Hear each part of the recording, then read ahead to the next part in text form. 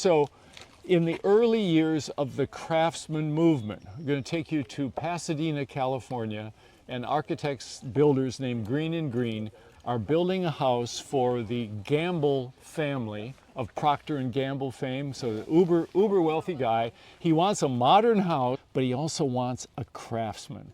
And so Green and Green step up to the plate. Now this, I'm playing with this scenario.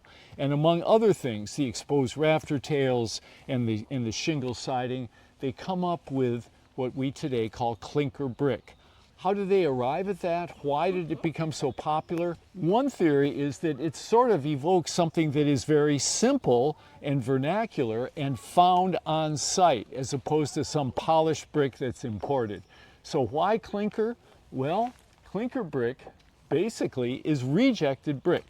If you open up the kiln after you've fired your brick, you take the ones that turned out well, we call them common brick, and you have a nice little uniform stack on one side, and the ones that are too close to the fire or lousy clay, they're warped and they're discolored and they're broken, you toss them in a pile. What's the sound made by brick hitting brick?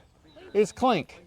This is a story that I've heard this and I've read this. So anyway, clinker brick overnight becomes hugely popular, goes viral up the West Coast, not in the Midwest, not in the Deep South, and God forbid, not in colonial America, right? But it gets very popular on the West Coast. This is a fabulous example of not only the chimney, but we have the steps and the half walls and so forth. So somebody went to a great deal of effort. And so you look at this and you think, what a jumbled mess that is. That took a lot of skill to do that.